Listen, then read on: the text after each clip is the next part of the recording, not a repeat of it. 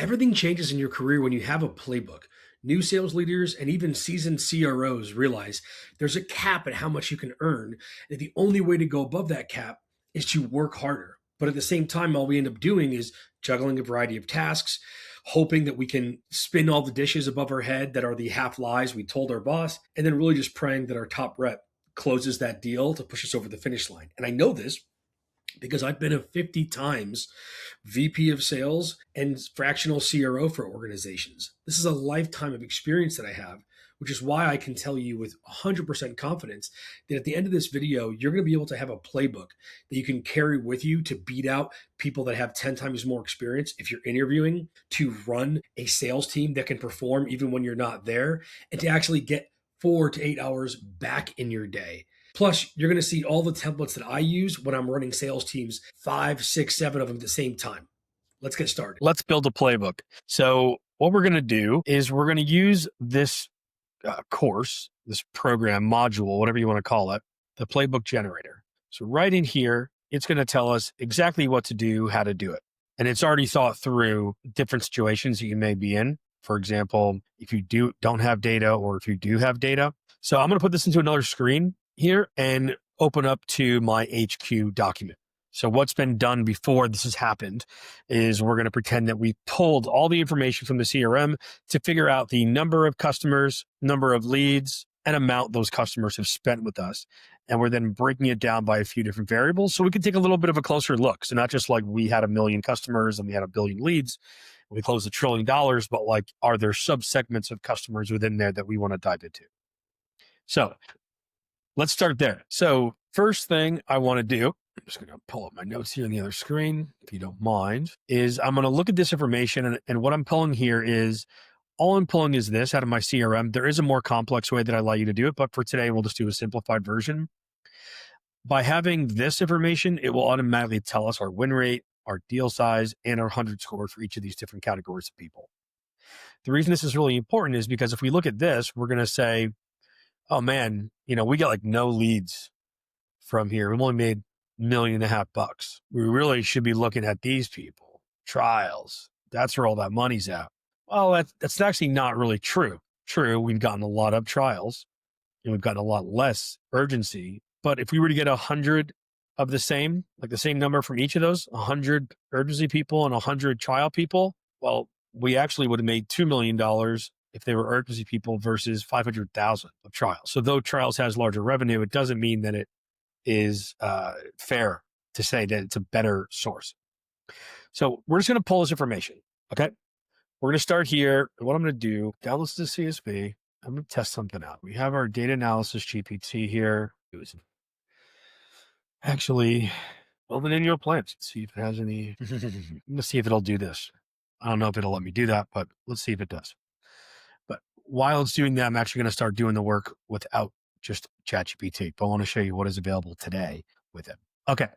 So looking at this information, what I want to do is I want to figure out, where do I have really good 100 scores? Meaning if I had the same number of leads from all of these different things, where would I make more money? Where would I get the most leads? Best win rate, best deal size.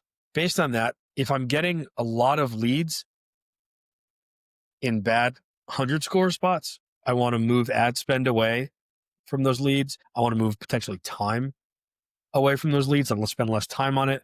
Maybe I want to move people away. Hey, this is nobody in this, only 2 of the sales reps work in this area.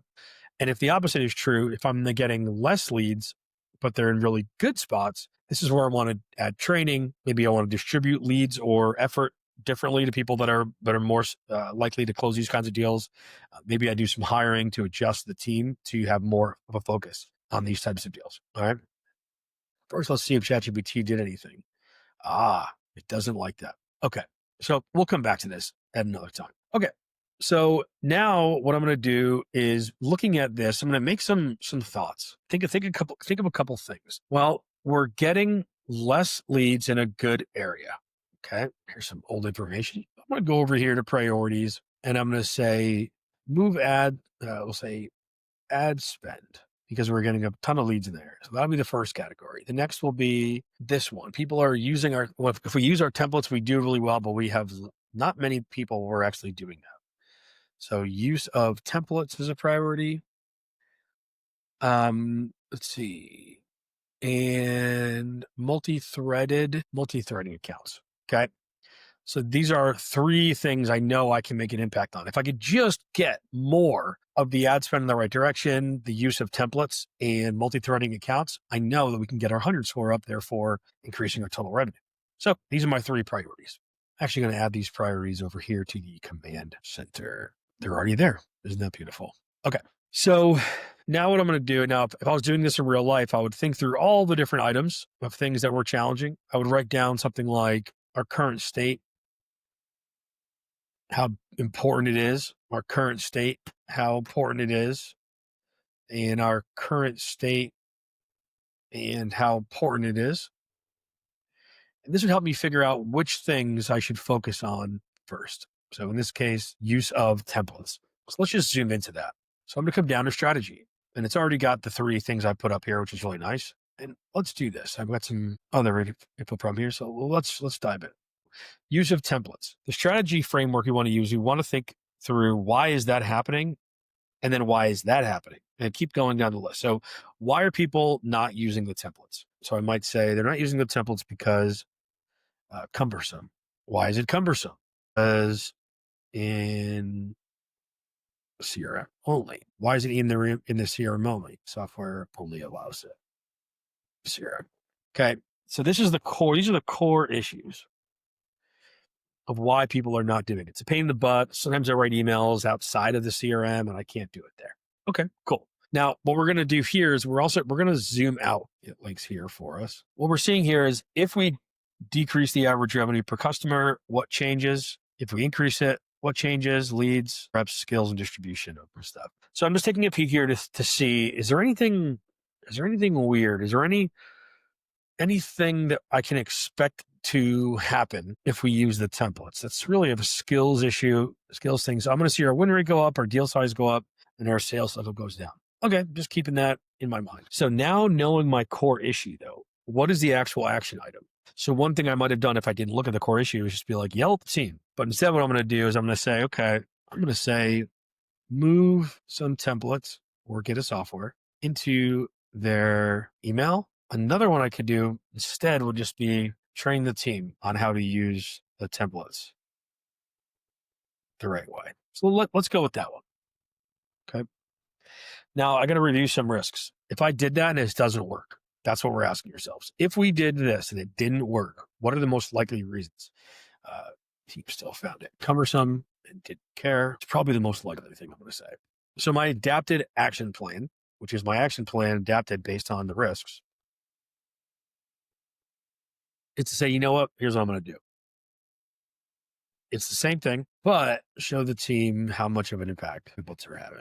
Okay. So hopefully they care. Now, I will know this templates strategy is working if X happens in X time period. So that's going to be a milestone. I'll say, well, I mean, heck, our win rate on when we're using our templates is 32%, whereas without it's 18. So I'm technically expecting a doubling our win rate. I don't think it's going to happen, but I'll say, 25% increase in win rate within 3 months. Cool.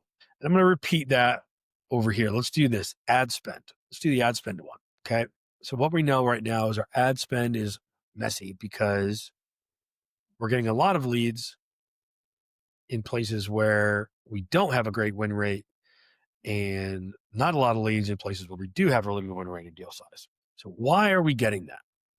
Core issues here, probably something along the lines of easier to find people who are ready to buy. It's like a bigger pool of people.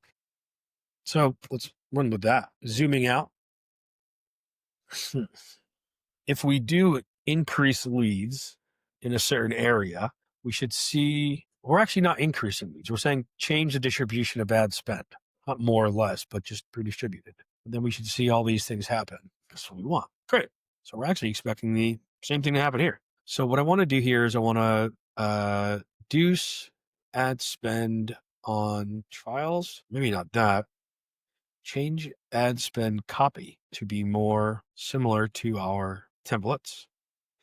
And also use research areas where there's more urgency and spend heavier there.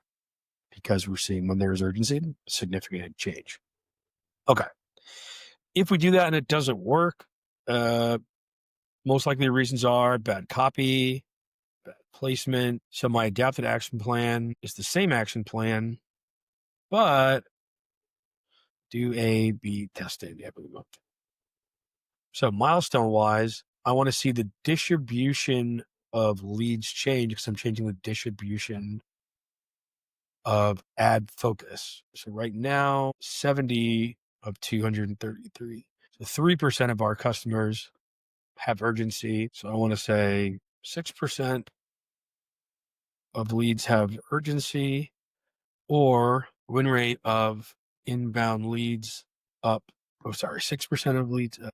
Win rate's up by 25% in 90 days. Okay. So now I know what needs to happen in what period of time so I can see if this strategy actually worked and make an adjustment to the strategy should it work. So let me go down to annual planning. All information in here. So for annual planning, first thing we got to do is we got to fill this out.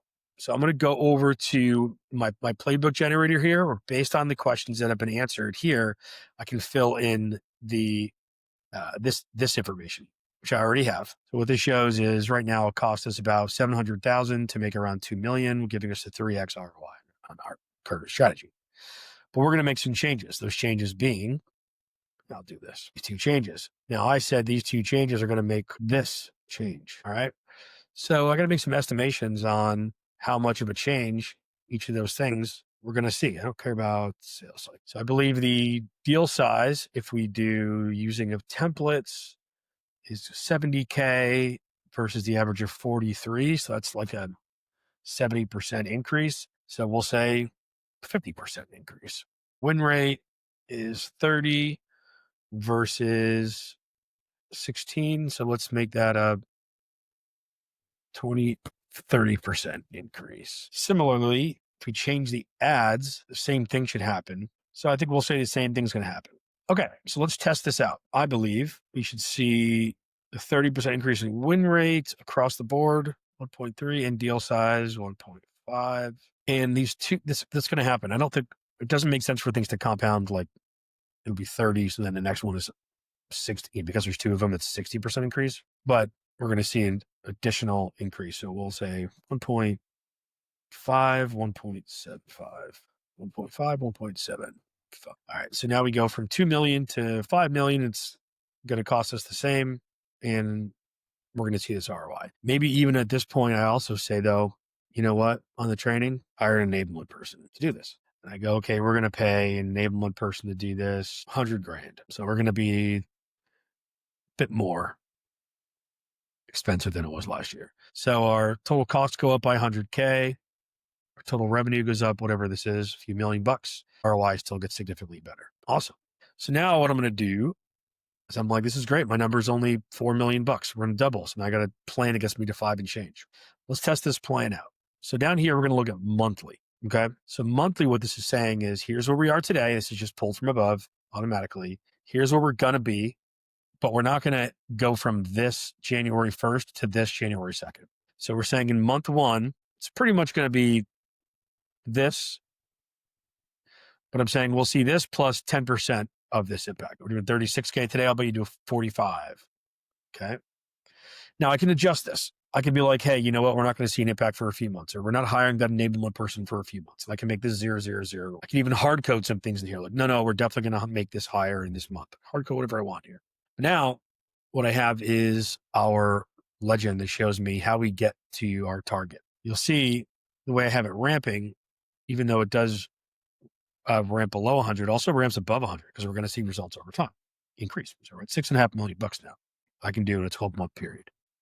So now what I'm going to do is I'm going to take this and I'm going to go right over to the score, and it's already populated for me. Beautiful. What this does is this tells me how do I actually get to my target of 6.4 million throughout the year. So this does not have the ramping in here, but you know what? I'm going to add that in right now. I'm just going to copy this. Oh no, I don't want to do that because it's not going to copy exactly. So I'm going to make this ramp match to some degree this. So it's 45, 55, 65, 95, 115, 135, 145, 150, 155, 160, 160, 160. I was looking at the wrong number over here. It's this one here. In fact, I could probably do this. It'll work. Let me see. Curious. Yep, it does work. Doesn't even matter. Cool. Very important. Okay. And let me just make that update in the live one. Okay. Bingo. So we have a plan here that gets us to 9. So we can make some adjustments here should we want to. Maybe I think we'll do more than 125%, for example. So I might have to come back here to decide some new changes that I want to make. Now that says I'm only going to do 3 or 4 million, not 5 million, because there's going to be a ramping time period. Let's work that in. So in this scorecard, here's what we've got now. I've got my team goal. We need to start making some edits because this is showing me that the roll up of the team's goal is different than the actual, because we don't have all the reps in here. So I have to say, I believe this will dissolve it, but we have the ramp for each of the reps not at 100%. So I have to add this up to 100%. So now I've got my team's goal is identical to my goal. Now, what I could do is I can make my team's goal even bigger. I can actually say like, hey guys, your numbers are 500K each, and there's 10 of you. So if you guys hit your number, we hit the 5 million. The reality is there's the real target is 4 million. This gives me a buffer. So I could do it that way too. I might also realize, you know what, rep 6, I'm not going to hire yet, not for 3 months. And so if the team does 190K in month 3, that means we actually hit our target, even though we didn't. Each person on the team technically hit their target, but as a group, we didn't because our target was a little bit different. This is why it's important to have that buffer built in. Great. So I've got everybody's ramp. Actual will be filled out as we go. Nothing else for me to do except for build my playbook. So overview, nice and easy. Overview of the strategy. What did we say? Using templates and ad spend. So it'd be skills, see people and products. We're not doing anything, skills training only. We did say 0 enablement to 1 enablement. And the numbers are 3.9 at 4.4 ROI. At a 4.4x ROI. Last year we did 1.9. So how much growth is that? Yeah, that's right. Which will be up 105% year over year. So I'm already here. Oh, here's an overview of our plan. Let's see. Trends. We got some big winners and big losers. Urgency trigger. Using our templates. Multi-threading. And some losers. Inbound rates and deal size. Outbound win rates and deal size. And it looks like trials too. So you've got some trends in here. If you want to add some color, we can of course add some color. I could say something like 4 times more value if we have urgency, because our 100 score here is 2 million, where it's typically 700,000. So that's not actually 4x. That would be closer to 3x. So you can see now how when I talk later about we're going to use templates for urgency, we're going to talk more about urgency. People will be like, yeah, that makes sense. They're much more valuable. All right. Now for our strategy, it's going to be super complicated. Watch this. I'm going to take this, copy and paste it here. And if they're wondering why we're focusing on that, let me say, I think I'm going to come over here and say, well, here are our priorities. Cool. So it's like, hey man, here's what we're doing. Here's why. Here's your strategy. Why we chose to do the things we're doing in the order that we chose, as well as what we're going to actually do and why we chose to do the action activities we said we should do. And then there's one other spot, which is this plan here. And you can see what I'm going to do. Here, the changes we're making. The reason I do this is because if somebody argues, well, I don't think we're going to, well, how do you figure we're going to save this much money? I don't know if I agree with that. You say, great, no sweat. You don't have to agree. We can do the math right now. Feel free to make it a screen and not a screenshot so you can edit live. But what I'm going to do is I'm going to go, oh, you don't think we're going to see a 30% increase? Okay, let's come over here and make it a different percent. You can actually show them live and you can have that argument. And you want to be able to have this one as well. I have a mini version of it so you can screenshot of that bit nicer. All right, same thing. Come over here, little format options, whatever, no big deal. Cool. So now we've got our plan. Now there's a variety of other ways we could have gotten here. There's a lot of rabbit holes we could have gone down, but this is overall how we actually get to our number. Stick around for more. If you're here, that means you're what I call a duct tape sales manager, someone who has all the pressure from their team, all the pressure from their boss, but absolutely no support from anybody. And you spend your entire day just going, I think this is what they want. And you never can figure out how you're ever going to be in a spot where you have a playbook and you can make more money. I know that pain. I solved it by creating an operating manual, and that turned me a VP of sales by 31. And I've now used that operating manual for the last 10 years, being a fractional VP of sales for over 50 companies, everybody from a John Deere dealerships all the way through Fortune 10 companies. And I want to give it to you now as the shortcut, the accelerator. I want you to go from feeling uncertain to knowing exactly what to do. And I want to make sure that you get your playbook bill this month. Here's how it works. You always need to know what to do, how to actually do it quickly, and have someone check your work. So in this program, you're going to get the checklist on every single thing you do, all the different situations you might be in, like you wanting to get a raise, every situation you could be in, having that checklist of what to do with guidance, every template so you can do it quicker, even chat GPTs that are specifically designed for you as a sales manager, like this call feedback one. And we're going to build your playbook. So you have this exact playbook right here. Now, for time, you have all of these different meetings set up with me throughout the week, should you want to join or skip all of them. Then on top of that, I want you to know that these meetings are really small. 3 people in this meeting from yesterday, nobody in the meeting from a couple days ago, 2 in this meeting over here. So you get all of this time with me, a template to do it quickly, GPTs, as well as all of the playbooks. But will you do it? Yep, I'm here checking in with you. Does it work for your company? Yep. Like I said, John Deere dealerships through Salesforce. What if it doesn't work for me? Cool. You get a full refund anytime for any reason, and you'll now have a leg up on everybody else. So you and I know there are people who want to get better, but they don't actually take any action. I hope you aren't that kind of person. Check this out. Sign up.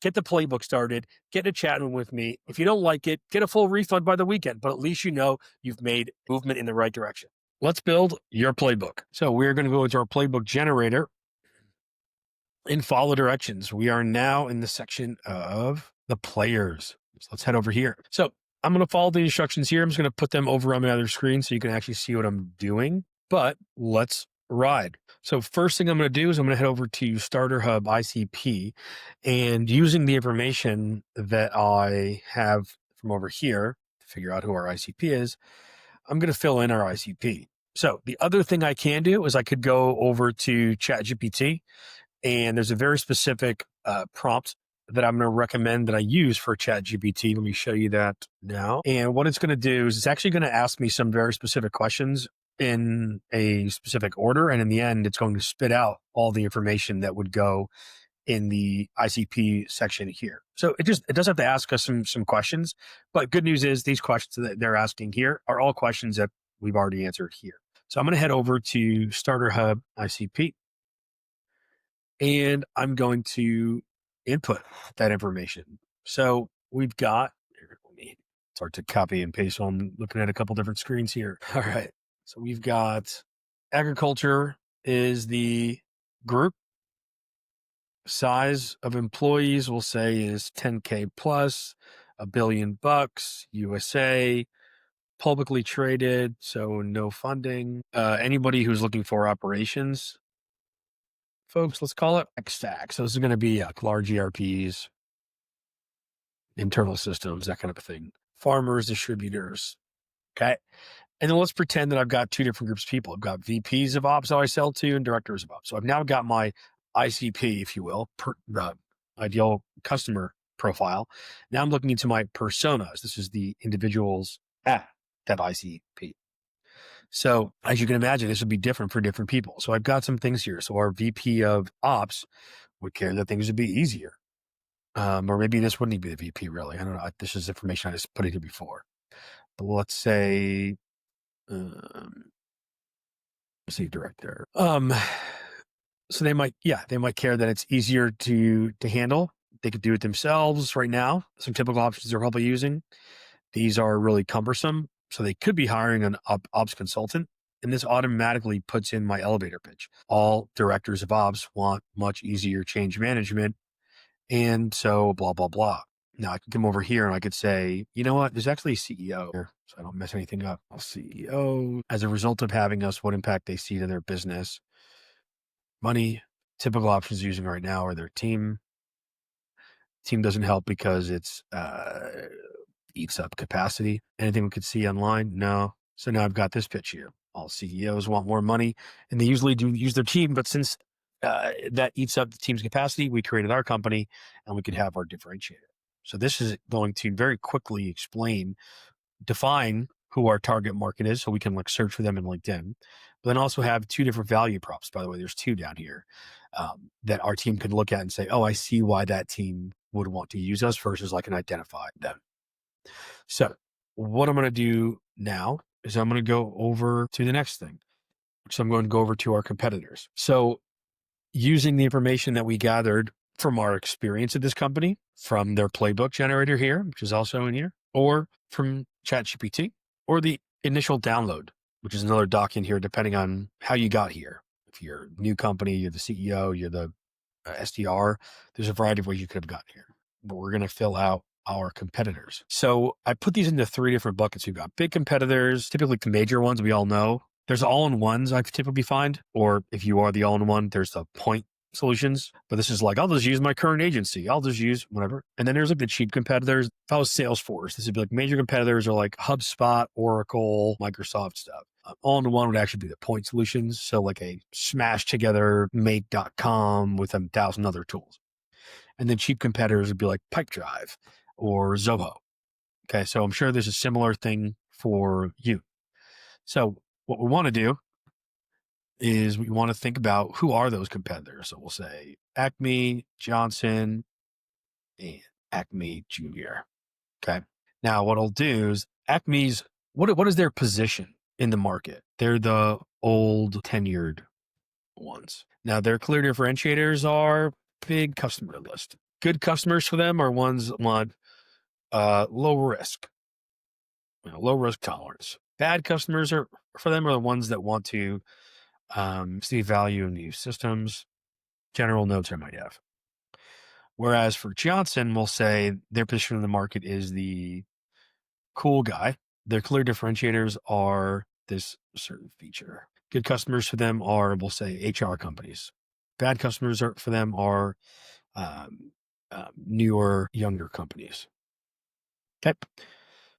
So, sorry, I'm just going to bring this over. Cool. So now what we've got is not only a definition of the different types of competitors, I've also got an objection battle card. So they're a great company, particularly for companies who love low risk, who have low risk tolerance. And we're a good company as well with blah, blah, or blah differentiator, right? And this will be updated as well. So you can immediately have your objection handling flashcards. Awesome. Let's put this all together. We're going to go over to who we are. And for who we are, if we did the initial download, which because we're brand new in the company, we would screenshot this. Otherwise, we are going to write this information in, and that'll tell people who we are. What does our product do, right?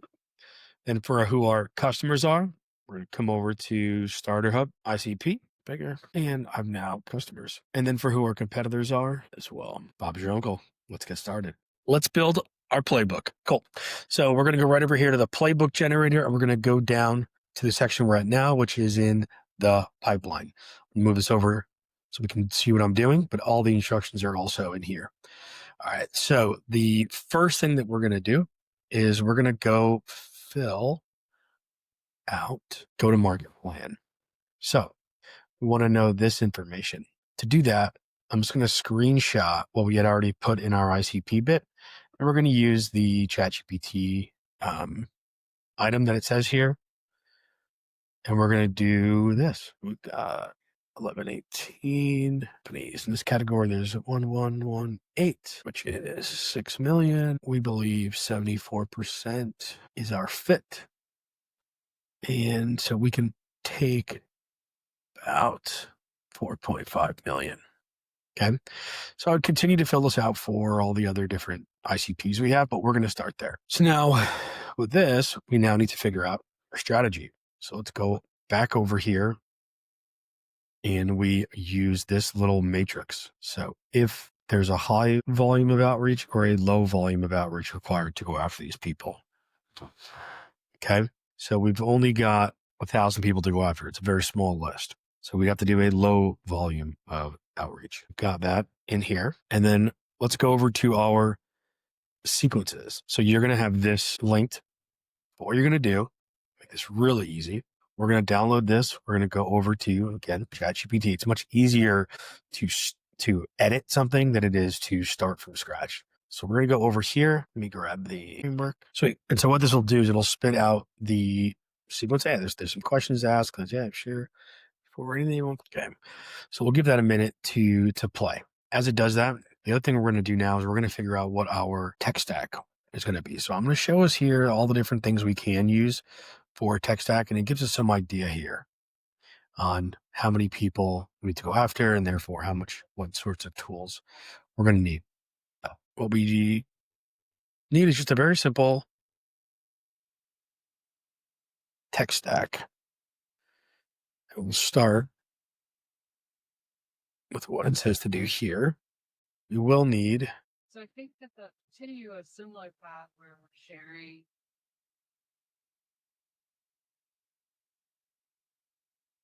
Using the first to say like, oh hey. Let me do this. See if it's okay with that. Because it works. It just does it in there. Otherwise, you can of course just go in and edit this to your heart's content. But I'm gonna go in here to our tech stack. One thing we definitely need is contact scraper. We need an email sender. We need a LinkedIn sender. We need a caller. We need a dialer. CRM. Now, looking at this screen over here, by the way, that's showing me all the different types of tools I might like to do. We're also going to grab a direct mail. Based on that, I'm going to decide if I want the high-end, common, or basic version of each. So let's take a quick peek here. Contact scraper, we're going to go with Zoom Info. It's a really good one. Email sender, I'm going to use OneList. They also do LinkedIn. They also do this. So I'll use that for all of them. But HubSpot will be here, and we'll use Ignite Post for direct mail. Great. Now I've got that. Okay. It's asking me to fill in some of these ICPs. So what we'll do, just for the purpose of today, we're going to come in here and we're just going to make some edits. ICP 1, we're saying is Director of Ops. Acme. Oh, my title. Sorry. I'm the owner at Acme. So you've been at this is information you're going to gather when you get the contacts, by the way. Here we go. Segment. What do they care about? Okay. So you can see how we're going to be updating this information as we go and how ChatGPT can do this all for us to get us started. Now, based on that, I'm going to end up making a copy of this page here, going over to the playbook, put it right here. And now in this doc, we have our go-to-market plan, how many companies, how big the whole TAM is, how much of a fit we are, and therefore what is our serviceable, obtainable market, like the TAM we can actually hit, what our general strategy is to go after them, what the funnel is that we're going to use to execute in that strategy, and what sequences we're going to use within that funnel, within that strategy to that market. And then the exact tech stack that we're going to use to execute on all of that. So you can see how this is really impactful. Let's build your playbook. All right. First thing we're going to do, we're going to head over to the playbook generator. And we are now on the profit section. And so open this up, follow along, and let's do it. So first thing we're going to see here is we already have all of this information pulled in from the first thing we did in the plan. But just in case you're like, where did he get this information? It is over in CRO Hub Annual Planning, where you can see our priorities, our strategy, our annual planning for the year, changes we're making, monthly plan, and that's all duplicated here. Now, quick note on the tech stack. So at this point, truly, anything you have here in the lead gen side for tech stack is going to be good enough. You don't need anything else. All the things you might want to add or your friends are talking about, feel free to add them. But what I would recommend that you do first is you think through the strategy of what is the problem. They're a software service that can solve this problem. Too often we go like, that would be cool if we could change our emails to be more personalized. Let's buy that. And this creates a lot of tech debt and bloat and time suck of people installing and changing things. And a lot of times too, what happens is like in the future, you'll say, oh, we should do blah, blah, or blah. And someone will go, yeah, well, we already have this tool that does that. Let's do it as well. Well, should we get a new tool? We already have this tool. And suddenly you got a tech stack and a bunch of garbage. Start always with what do we have a problem with or could we grow and what software will help us do that, not the other way around. Otherwise, you can pretty much delete this because this is, delete this because you're already good. You got your Sierra. Now let's dive into our sales script. So what we're going to do is I'm going to pull up a couple of other documents first. So what we have here is, so you're aware, we have a call doc, which is not meant to be customized, though you can. The call scripting we have here is meant for, this is what we're training on. This is the manual. The call doc is, I'm on a call. I'm not going to read a script. So what can I have to assist me on this call? Well, you're going to print this out, old school style, maybe, and you've got your critical questions to understand their need, 3 boxes to fit those needs. Critical transition question, critical questions as you're talking about your product, critical areas of your product you might care about, a space for notes, and then what you should do at the end of your call. As a guide at the back, I also have 2 things. One is based on the type of person you're talking with, what are some ways you might adjust how you speak? And then a bank of questions so that if you want to try new things, there's questions here. Let's put that away for the time being, and we're going to work on the script itself. So first, we want to just update anything that is in yellow in these brackets. So I'm going to pull out our elevator pitch, pull one right here. Elevator pitch is in. So we have that bit, and then we need our quantifiable questions. That is here in my playbook generator bit.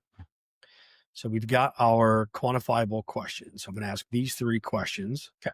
So I've got my questions all in here, ready to go. So I know how I can identify if they have any issues that I can solve. The rest of this is listening to what they're saying. So for example, I'm going to say, what are the things that they said would be different a year from now? Great.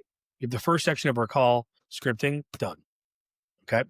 Now what we're going to do is we're going to do the same thing, but on our deck. So in our deck, in this first page, I think I did this before, clicking record. So let me just do this quick. On our first page, we've got like our who are we? So I can come in here. You have our elevator pitch, throw in our company name. This is just duplicated. And then you don't have to do this. This is more just for formatting. So I like this, like the back half of the elevator pitch to be in this style. So I will grab this and you can change it to whatever you want. Who we, what we are, or give me your company's name, whatever you want to do. All right.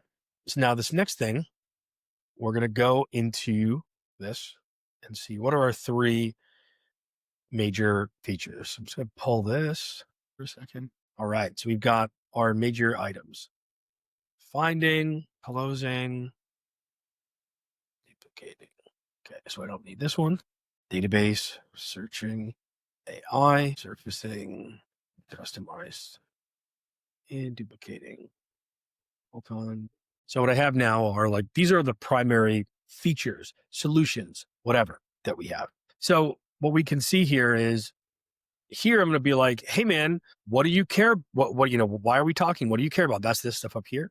And then I'm going to ask a question to see if finding matters to them, closing matters to them, duplicating matters to them. So when I do go into the deck and I'm talking about finding, closing, duplicating, they're now seeing, oh, okay, cool. You solved my problems. All right. You can customize any of this stuff that you'd like. However, this is pretty much boilerplate, what you would do. So let's go on to the next section of the call. So now we're going to get into the demo section, explaining of what it is that we do. So just like always, the only thing you're actually updating are things that are in yellow. And we've got this solution set 1, 2, and 3, which in our world is going to be finding, closing, and duplicating. So if you want, actually, I lied, you can change this. Finding, duplicating. So the way this works now is the finding section. What we're going to do is we're going to go over each of these slides is meant to be one of those sections. So I'm going to get rid of one of them because we'll have 3. Deep dive, finding, deep dive, closing. Within here, you're going to put the main thing the category does, eye-catching stat or note, and other details. So let's pull finding. What did I say earlier? It's weird doing this when you're like, it's a fake company a little bit. But finding, database searching, AI, 80 databases, searching, 10x fast response. All right. Let me throw a case study. We'll say another one. Marvel used these finding just set. Boom. We don't need to go into any more detail. Okay. So on this slide, what these slides are meant to be are highlights. So I'm saying, cool. You mentioned earlier you care about finding. Why does that stink? Cool. Here's what we do at a high level so they can repeat this or forward this or put this in their own deck if they're going to do that internally. They've got a case study on that specific item, and then it puts a spot here if you want to put any info, that you want to specifically call out, you can put any of that right here as well. And you're going to repeat that for the other 2 sections. Okay. All of this stuff here, you will fill in based on your own knowledge of your product. Let's head over to the next section. So now we're giving pricing. So in this next section here, so I was asking, do you want pricing in here? Cool. You would put that, your pricing here. So let's say we have 3 tiers. We have a 1,000, a 2,000, a 3,000. We have defined the close and the duplicate, and we'll simply list what's included. Okay. Alternatively, before this meeting, you may decide that you want to adjust this overview so that you can customize this slide going into a proposal meeting. If you're a medium, low ticket, whatever, low average revenue per customer item, you could probably go right from the slides right into here's what our solutions are and our pricing. Let's do pricing. If you're a larger item, you would skip this slide. However, when you go to present pricing, instead of just going, here's our price, you're going to come here first and you're going to say, give an overview of their situation.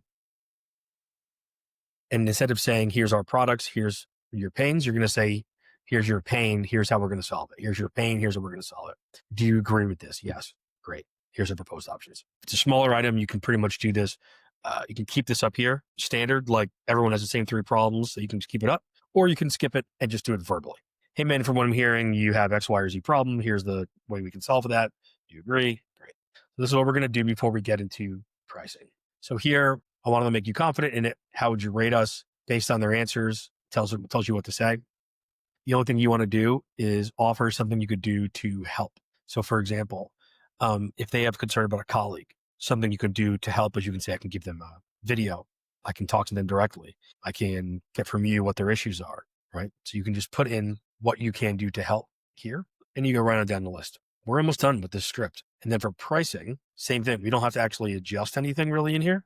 And I put some options of what you can do for budget objections you might get. You're just going to give them the name. So I'm calling it cheapest, most expensive, cheapest, or middle, but you of course call it good, better, best, starter, enterprise, pro, whatever. Okay. So all this is set up for you. So you now have your script completely written. You have your deck completely built.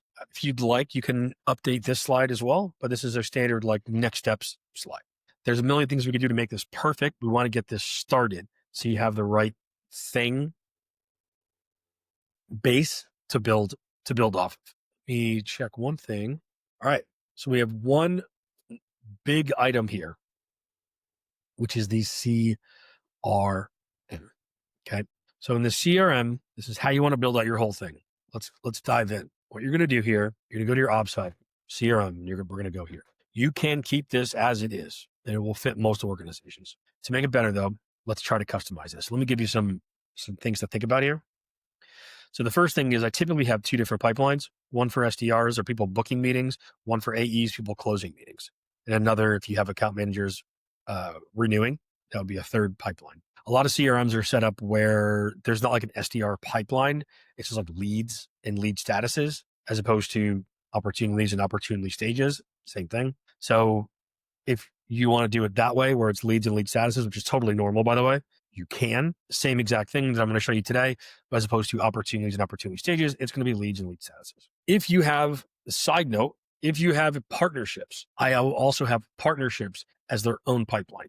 So that is going to, there's only there's one other pipeline, which is basically the SDR pipeline for partners. So I've got an SDR pipeline that's like, I'm outbounding to these people, trying to get them to meet with me. A partnerships pipeline, it's like, I'm outbounding to these partners, trying to get them to sign up with me as someone that they will resell. And then I have an AE pipeline that's like, I am trying to close deals. So you have like your top of funnel stuff has their own thing, and then their in the funnel stuff has their own thing. And then again, if I'm renewing, I'm going to have an account manager one, but let's stick with sales for now. So the way this is set up is we've got your stage name. So this is what you're going to call it in your CRM. Lifecycle stage. This is really just more for marketing companies care about this stuff. You'll care about it later. It's cool for automations. Owner. Who owns it? This is the AEs and SDRs, somewhere in between. We want to define the step. What is this step? Exit criteria. What do I have to do in order to get to the next step? You want to have certain required fields, like every deal that's in this stage, I definitely know this information. Non-required fields. It's like other information I'd like to be collecting at this stage. Workflows or automations. So this is like, hey, if a deal gets to this stage, I want X to happen. Your script, some people prefer to have the script not just in the deck like we did a minute ago, but also in here. So it's like every time, every section of a call, here's what's happening. We have our SLAs, our service level agreements. So this could be really helpful as your company gets a little bit larger to be like, what must happen? We always get a proposal out. This could essentially be in the definition, but I'm calling out specifics of like, are there any SLAs that we always want to stick to, such as everybody is reaching out to all of these customers every week. So there should never be a time where there's anybody with no contact in a week. And then finally here, changes. Over time, you're going to make a lot of changes to your sales process. Imagine, let's go back to Henry Ford. If he was making changes to the cars and was just making them, hey, moving forward, use round ones. Let's go to 3/8. Cool. Pretty quickly, you'd be like, all messy. Oh, shoot. Who does everyone know that? Oh, no, Tom knew that we were doing that, but then we hired a new guy. He didn't know the thing. Okay, there's a lot of changes. And also, you want to be able to go back in time to be like, when did changes happen and where were those changes made? Because it will make it really easy for you to get exponentially faster, which typically happens in an organization. They go really, really, really fast because they're not documenting stuff. They're just moving quickly. It's cool. But then the next level is wicked hard because that next level, they're like trying to duplicate. And every time they want to take 2 steps forward, they have to take 6 steps back to go, ooh, we don't have that information. Or why did we do that? Or let me, before we press go on this new thing, investigate why we have things the way we have them, realize, oh, shoot, we probably should have made 18 changes. Actually, for us to make those 18 changes, we got to make these 30 changes. And it's like peeling an onion. You spend the next 5 years peeling onions instead of moving the company forward. So you want to write down your changes here as you make them. Okay. So now let's actually dive into this. So I always have a recycled category. This is just sort of like people that have already been through our outbounding process or whatever it is. We have new. This just means like a human being we added them to a list. We went to a conference. Here's their name. Working is like, I have done activity on this person. So we know everybody who we're working. In touch, they have responded. So I may have reached out to 10,000 people, but did 10,000 people respond to me? No, that's why I want to have these as 2 different stages. I skipped this one. Scheduling. We are in the process of scheduling. So to be fair, many that are in touch may also be scheduling. So you just put them in scheduling. They responded back, yes, I'm interested. There's Thursday at 3 work. However, there will be a lot that are not. So you want to have these separate. If you want to get rid of one, you can get rid of this one. Then at the end, I've got these 3, or all of these lost. So they didn't respond or whatever. Well, did they not respond? Then it's just generic. We don't know what we don't know. Cool. Nurture. Did they actually say, I don't want this one? Did they say wrong time? Did they say, I'm not the right guy? Or did you talk to them and you were like, you're actually not a good fit for us? So you want to put them in these categories so that later you can put them into sequences that make sense. You don't want to put them into an email nurture sequence that's like, hey, our price went down, and they're like, I can't buy this for 6 more months. Okay. Now I'm gonna go back to this one. I have hot as its own stage. The idea of this is more, I want to pull out anybody who, I don't care, could be a new contact, but we're like, we really want you to go after him. It's like the CEO of Verizon was there. Sweet. Let's put him in hot. And then I'm going to try to schedule this guy, but like, there's only 3 or 4 or 5 people in here. Or it could be that it's hot because you're working them and you're like, this is the really, really important person I'm working. Just put it in hot. Or it could be that they're clicking on all of your links, but they haven't talked to you yet. All right, we'll move this person over to hot. So it just separates out some people that might be towards the bottom of the funnel, of the top of the funnel. So that's what we're going to put here. All right. Some workflows you might have, things like they visited the site 3 times. They automatically go to hot. They reply to a sequence. Well, then they're automatically in touch, for example. So that's the SDR component. Really no changes need to be made here for the most part. I'll call out outbound campaign. A lot of people don't have this as a required field. It's really key so that later you can say like, how much revenue do we generate from each campaign? Usually there's like some email tool that's like tracking open rates and reply rates and meetings or whatever. And then there's like a thing over here that just says, meetings booked and meetings closed, but you want to tie them together. So you can be like, yes, we generated a lot of meetings from X campaign, but we actually generated more money from Y campaign. So you want to have that as something. Now, as for the AE pipeline, here's how I've got it set up. If you have no-shows, which was a question I asked in your playbook generator, if you have a lot of no-shows, I forget where exactly, but you want to have a no-show column because that is to say, the meeting was scheduled, but I need someone to chase it to get it back. What happens is if they just sit in meeting scheduled, people don't see it. They're like, oh, sweet. Like those are just the list of people that are showing up to meetings. I don't really care about that list. So you want to have this list to be like, no, these are people you need to chase. These are people you don't need to chase, basically. Okay. Then you got meeting held. So we talked, but we're not done talking. Like I don't know what all their problems are. A lot of people will skip this stage. They go right to discovery. We did talk. I know all the stuff they have to, I know everything I need to know in order to give them a presentation. I'm giving them a presentation and they are in the evaluation process, but they don't know what it costs yet. They know what it costs, but we haven't actually sent a formal contract out. Some companies skip this section because they're like, no, there's no difference. We're either sending the contract or we're not. That's fine. Oftentimes what I find those people are evaluating the program. Then we're like, cool, we have a good, better, and best pricing. So we're kind of talking about it and they're like, great, I want to go with good. Then we send the contract out. So it's very, very different. People that are like seeing pricing, people that are like contract is out. And then you have one and you have lost. All right. So required fields I always care about here. I want to know basically SDR information or just information I need to know before I talk to someone. I want to know like, why are they even considering something? Why is now important? Which area of our tool likely or of our program are they interested in? So I can better be prepared for the call. Obviously the stage is important, LinkedIn profile, if you care about that kind of thing, and who the account executive is so that we know like who the owner of the deal is. Once they've held, I now want to figure out like what's happening with this deal. How much is it for? How likely is it coming in? When is it coming in? And what are you doing next? Which I want to keep updated. And then eventually I want to know the one reason, which is typically a drop down. So we're just like pre-selecting what the top 5, 10, 20 reasons could be. One, details, which is where they can write in a whole, like, here's why they bought or whatever. Competitors involved. People usually put competitors lost to or won against. You don't know, but you might know they brought up these competitors' names. I don't know if they liked them or didn't like them or if they ended up considering them or not. Notes for a CRM, for the CSM. This is a lot of times the CSMs, people that are upselling or implementing are like, I need to know more information about this person. Cool. Like have a whole note section for them. And then also the CSMs typically care about some important features. Hey, here's the key things they really want to make sure they do.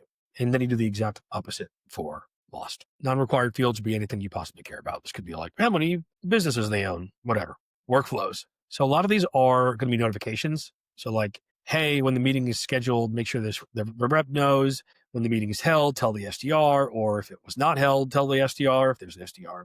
If there's no activity, remind the account executive or the owner. When it moves to the stage, send a note to the CSM manager. So a lot of notifications of what's happening along the way. So you don't have to ask questions. Again, you can have SLAs in here. So you can have things like, must be reaching out to contacts within 9 days. And then you want to track your changes as you make changes. Now there's separate videos that I have that will show you exactly how to make these changes in your CRM, where to push the buttons. But this is like philosophically what we're trying to do here.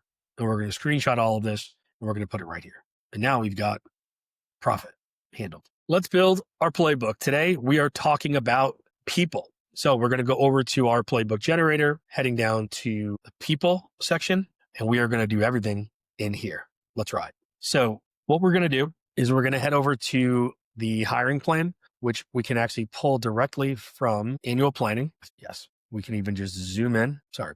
So we're going to screenshot this and we're going to put it right here. And if you want, you can highlight the rows, these 3 rows. I've got this screenshotted. So we see we're going to have 3 people in month 1, 4 in month 2, 5 in month 4. And it shows us the hiring plan we're making for all these different roles. Next thing, we're going to create the comp plan. So let's dive in. We're going to go to the scorecard. We're going to go to the goal per rep, be this, AE quota, paste that in. Need to bring all this in, but delete that later. Like the quota in here. And we're going to pull in what we're paying the reps. So I'll go over here to the playbook generator, paying the rep 100, 100. Let's build your playbook. Today, we're going to talk about people. So I want you to head over here and we're going to dive in. So you're going to head over to the Ops Hub comp plans. Or sorry, what I should say first is you have your hiring plan here. So you're just going to screenshot this, highlighting these 3 cells, these 3 rows from our annual planning doc. So here's what this looks like. You get annual planning. Okay. And if you want to get really fancy, you can do this. And this will show how many hires we're going to have in month 1, 2, 3, 4, 5, and what we're hiring them for. This is BDMs, BDRs, SDRs. Sorry. This is actually SDRs, AEs, SDRs, and leaders. Okay. So you screenshot that. So we now know who's being hired in 1. Boom. That's our hiring plan.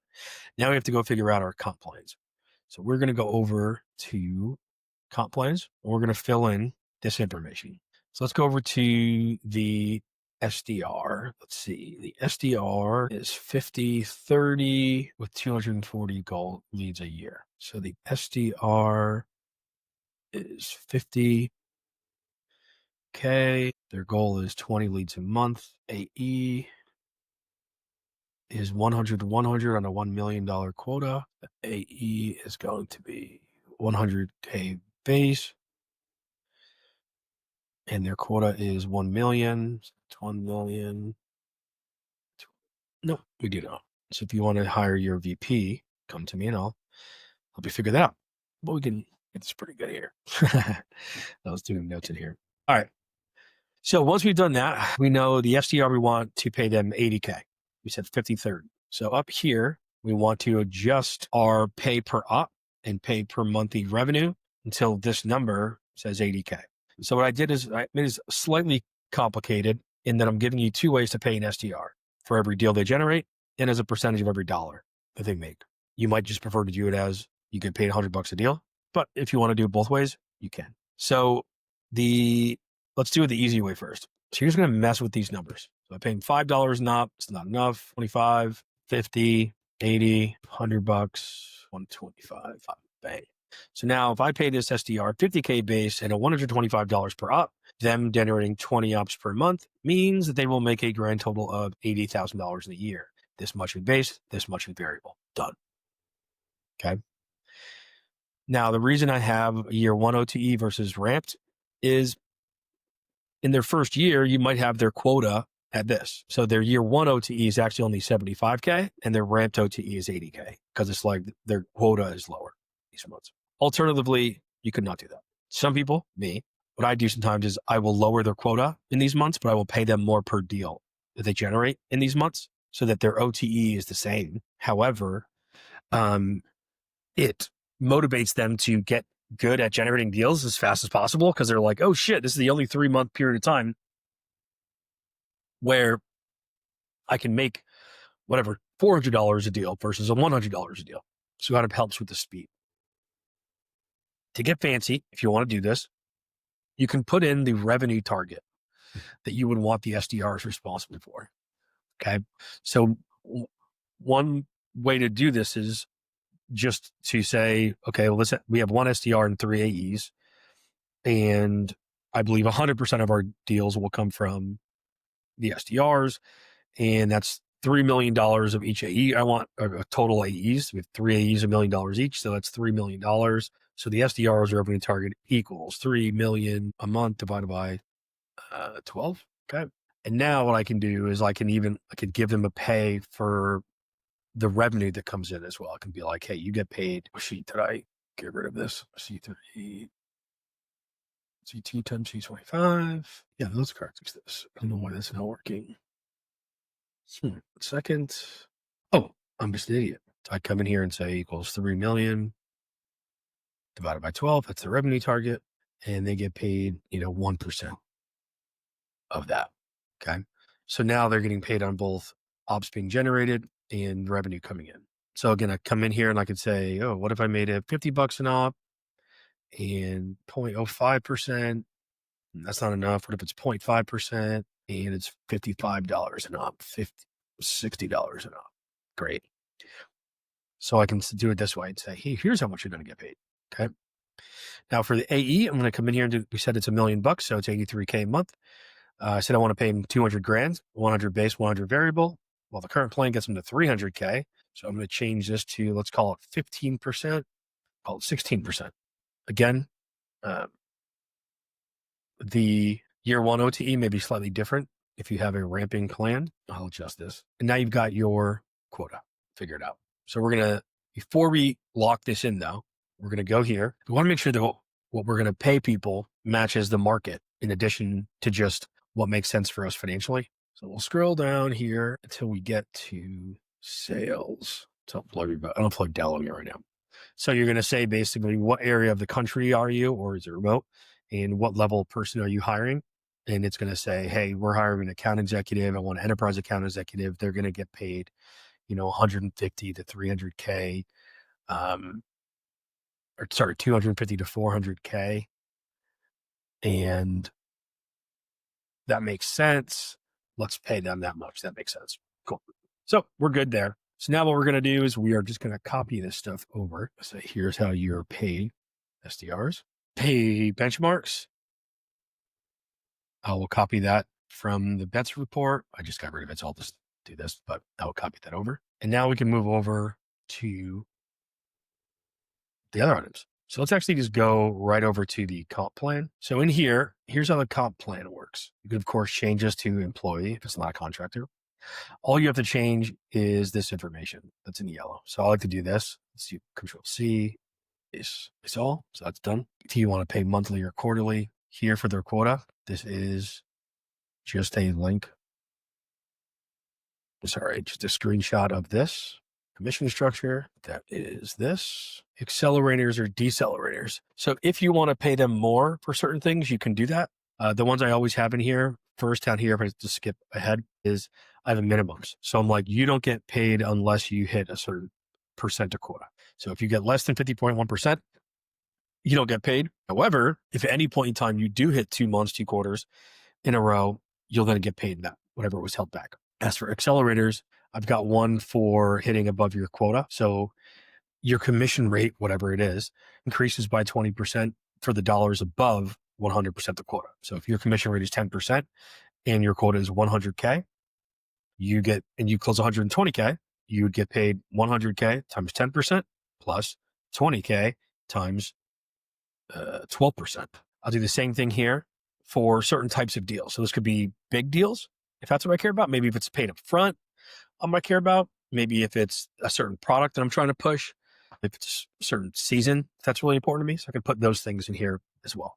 Here, I want to define the terms. This is how I define terms. But if you think that you don't consider a accepted or held meeting these items, feel free to change or delete. Payout criteria is just must have the CRM. Now, one thing I like to put about in this payout, like to talk about in the payout criteria, is to say if there are certain things you want the reps to do and they won't do it, make it required. Here, we don't pay you unless the CRM is filled out. We don't pay you unless there's proof that you've actually worked this deal. Some companies, there's really complicated ownership things like, hey, who owns it? Is it this rep or that rep? Well, it'll be like, is only paid according to this plan, or as long as you followed our ownership rules, and that's like a separate document. This is obviously this is overpayment. So if we pay you, customer gives us $100,000, we pay you $10,000, that customer then sues us and we have to pay that customer back. Well, we want to not take all the money that we paid you back, we paid you, because it has nothing to do with you. But as a company, we paid you with the assumption they were going to pay us a lot more money. They didn't. Oh, I'm going to claw back some amount of this money. What happens if you quit or get fired? Here's your comp plan. So we're going to take this. We are going to copy it, put it right here in the comp plan. Next thing we're going to do, we're going to go over to the job descriptions. 3 job descriptions in here: AE, SDR, VP of sales. All you're going to do is fill in these yellow bits here. Very, very self-explanatory. And all the answers are going to be in here if you don't know them. So make a copy of that, put it right here. Interview. So for the hiring scorecard, we've got hiring scorecard for SDRs, AEs, specifically enterprise AEs, as well as VPs. There's a explainer here that will give you more information, but basically you've got all the questions we could possibly want, as well as the task you would want them to do. You then score them on those items, and it will then tell you their score. Okay, so we're going to make a copy of this, and we're going to put that here. And then the last big boy is onboarding. So for onboarding, everything is listed out for what you to do. Tells you exactly what to do here, but let's do it. Sales onboarding, copy of this, copy of this, put them in here. Ramping expectations. I'm just going to put in what my expectations are for weeks 1, 2, 3, focus that I want them to, what I want them focused on. So like, hey, month 1, I just want you getting confident in what it is that we do. In month 2, I want you to get some cash in. In month 3, I want you to get consistent cash in. So I'm going to update these things accordingly. Knowing how I like to do things, it's exactly how I wrote it. So like in week 1, figure out the company, the product. In week 2, all about sales. In week 3, all about our systems. Okay, that's fine. In month 1, I'm going to go over to comp plan, say what was their target. Month 1, we said their target was 20 deals. So this is an STR, create 20 deals. Here, I'll say this is an STR. I'll say generate $500,000 of pipeline. If it's an AE, I'm going to say it's 93K, close 30K. In month 3, it's 53, and have how much pipeline generated? By month 3, 750K of pipeline. Sweet. All right, in here, I'm going to update the org chart very briefly. This is just sort of like not every player, but the key players. I'll put in the go-to people. So like, hey, for HR, here's who you want to go to, right? Just so they have this. I'll put our values here. Now, over here, a lot of the stuff should look really similar. It is. I'm going to just take a screenshot of comp and I'll make a little video of me saying it. This is performance plan. This is very important. You want to have a promotion path and a firing path.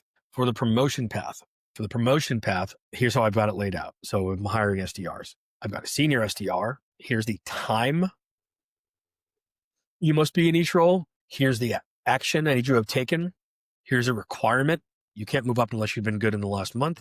Another requirement, you can't move up unless if you've been a jerk. Another requirement, you can't move up unless you have done something like demonstrable moments of something.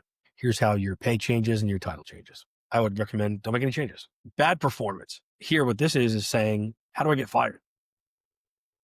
Very important. So you're going to say, if in any given month, I know it says month 1, so you might think it means like their first month. It just means in any given month, if you're at 50% of quota, I'm going to tell you you're not doing well, and I'm going to start helping you. After that happens, if the next month you're still again below 50% of quota, you're removed. If you're above 75%, I'm going to write you a note that says you're all good. And if you're in between, I'm going to give you a PIP. Now, if you're on a PIP and the next month you're below 50%, you're gone. Above 75, I'm going to say you're good. Somewhere in between, I'll give you 2 more weeks. Now, at the end of that 2 weeks, if you're not at 75%, you're gone. But if you're above 75%, you're good. Okay. Nothing you have to do here. These are simply links to videos they can get access to. Customer, I'm just going to copy and paste our ICP. We've already built that. Product. So you don't do anything here. They are going to ask these questions of these people. So it tells them, hey, go set up meetings with these people. Ask them these questions. Fill this doc in. Okay. And then it says to go to their onboarding homework and answer these questions. So in here, they can't answer how long you've been around for unless they've read your onboarding. They can't answer earning unless they've gone through your video on how you're paid, customers, so on and so forth. All right. So that's week 1 for this person. Now, week 2, we're like, great, start getting into selling. Very simple, but not easy. So you're just going to put a link to the script that we have here. So I might even just copy these slides over if I don't have a link to them, if I didn't put them into a doc. Open the script. Let this be like slides below. And the deck, let's just say that's the link to the deck. Put that here. It tells them to make a script, role play it again, send you the best version, get feedback, and continue. Something for you to know. In here, in your HQ doc, under call certifications, here's the things you should grade them on, score you give them, and it tells them if they should be, if they're good to go, if they stink, whatever. Okay. Alternatively, you can have them put their transcript of their calls into sales call feedback, and they'll give them feedback as well. All right, week 3, we're going to put a screenshot of your CRM in here. You can keep this. This is just a quick start guide I made and like what HubSpot's all about. And then you might want to put a video of how you guys have your CRM set up and why. And then it tells them to go through and make contacts and everything and deals and move those deals forward. Great. Onboarding. Done. So you make a copy of the onboarding deck, put that right here. And now we are ready to hire people. Let's finish your playbook. Let's go. All right. This section is all about how do we actually run the team. So these are the things that you're doing to run the team. You need to motivate them to do more, hold them accountable to make sure they did it, give them skills so they can do it, report on it so we can know what the heck is going on, and then plan and execute so we can do more things with the business and scale the business in general. More for you. This is how I like to lay my week out. You can adjust this. I've got plenty of other modules that can explain to you, or you can ask me, why I want to put things in certain places. Like this meeting, this recording could be 16 hours. So I'm going to try to hold back a little bit so it's not crazy. But this is, you want to say like, here's how I run my week to week. But let's dive into specifics. What are the tools that I have? So for motivation and accountability, we got short-term things, medium-term things, and long-term. So a short-term thing is I'm going to run one-on-ones with people. And then I link out here to some specific information on how I run one-on-ones. Other things I do, I have spiffs, short-term challenges. And the spiffs we have in the command center under incentives, where we have a variety of different incentives, what it is, how much we're doing for it, how much we're paying. We have spiffs. We have Monday mashups. So you're going to go to your official Monday mashup, and we're going to fill this in. So what you'll do here is make a copy of this, and you'll put in your 3 values that you have for the team. You'll copy this from onboarding. You copy this from onboarding. You copy this from leaderboard. You keep this pinned to your browser every day to add reminders as you're going through your day, and there are things to remind the team of. And then you put the reps' names over here. So your Monday meetings are going to be like this. So here's what we care about. Reminder, here's how you get promoted. Here's how you get fired. Here are the results we have so far for the team. Reminders, X, Y, or Z. Cool. Joe, what are you focusing on this week? Jake, what are you focusing on this week? Did you do what you did last week? Cool. Move on. So make a copy of this, and you're going to put it right here. This here. Feedback. This is how do I give feedback? This shows you how I give feedback. Leaderboards. So we have a variety of leaderboards. This is also in the HQ doc. That link here, you would put your own link in here. Performance path. This you would just link out to your onboarding page where it shows, or even the Monday mashup where it shows how they're removed from the business. Pips. This is your template for our pips. Comp plan. You put a link to the comp plan. Coaching. This is the coaching framework that I provide you with. Culture. So this is my culture framework I provide. And offsites. Here's the agenda and what I'll actually run, what I'm going to run an offsite. Sales skills. So trainings. I got a library of trainings for you to run here. And at the top, this explains how I run trainings. Pipeline reviews. This explains how I run pipeline reviews. Call reviews. Here's the GPT that does a review of their calls for them. Coaching. This again goes over my coaching framework. Change management. This goes through the change management framework. And data analysis. Finally, we've got forecasting and reporting. So this is what reports I want to be pulling and how I do forecasting. Benchmarks. We can see what should we be doing. The L10, which is in your HQ doc, EOS in here. This is the L10 forecasting. So this goes over how I forecast monthly business review. Here's your actual template for the monthly business review, and a trend analysis explains the trend analysis. That's it. Now, for you to learn like what all those items are, you're going to want to go to the course in the access.officialsalestips.com. That'll explain each of these items. But for now, when you get those links in there, so if someone were like, if you're like, how do I hold my team accountable? You can be like, I've got a thing here. Mike says something about one-on-ones. Okay, let me go through this one-on-one thing. Okay. Otherwise, you go to the course and you would watch a video on that specific thing. You now have a playbook, by the way, at this point, that explains how you get your number, who everybody is, your go-to-market, the script, the ops, hiring, and how you manage your team. Go make some money, get rid of that imposter syndrome. You now have a playbook and nobody can take that away from you. So many people say, I have a playbook, but nobody actually does. You truly do. Now, if you want me to help you build this with you and you want to have one-on-one time with me to talk about the nuance of your situation, go to this link here and let's make sure we get chatting so we can make this playbook together. On the other hand, and in the meantime, you should check out the other videos that I have that are related to the tactical, technical trainings to help you do your job better. In the meantime, let's make sure you succeed. Let's get to it.